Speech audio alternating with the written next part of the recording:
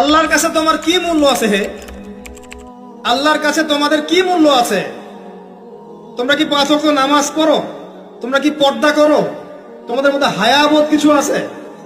তোমরা মানুষকে ভালো কিছু শেখাও, সমাজকে ভালো কিছু দাও, শালীন কিছু দাও। আল্লাহর কাছে তোমাদের কি মূল্য আছে? নবী সাল্লাল্লাহু আলাইহি ওয়াসাল্লাম তো জাহান্নাম দেখে এসে এই কথাটাই বলেছেন, আমি জাহান্নাম দেখে আসলাম, সেখানে বেশিরভাগ অধিবাসী হচ্ছে মেয়ে, নারী। কি কারণ? তারা এমন কাপড় চোপড় পরে বাইরে ঘুরতো, যেই কাপড় পরেও তারা নগ্ন থাকতো।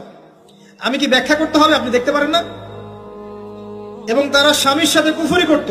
সারা জীবন স্বামী যদি তাদের ভরণ পোষণ দেয়, ভালোবাসে, মহব্বত করে, তাদের জন্য জীবনটা ক্ষয় করে ফেলে, এক পর্যায়ে গিয়ে বলবে সারাটা জীবন তোমার কাছে কিছুই পাইলাম না। বাস্তব। এগুলোর কারণে মেয়েরা বেশি বেশি জাহান্নামে যাবে। এবং তারা মানুষ মারা গেলে মাতম করে, বুক পিঠ চাপড়ায়, এই কারণে যাবে। এবং তর্ক লাগলে অভিশাপ দেয় বেশি, এই কারণে যাবে। আল্লাহ পাক আমাদের মা বোনদেরকে হেফাজত করুন। তবে একটা হাদিস আছে সুসংবাদের। নবী সাল্লাল্লাহু আলাইহি ওয়াসাল্লাম বলেছেন, একজন নারী যদি 4টা কাজ করতে পারেন, জান্নাতের যে কোনো দরজা দিয়ে ইচ্ছা প্রবেশ করতে পারবেন।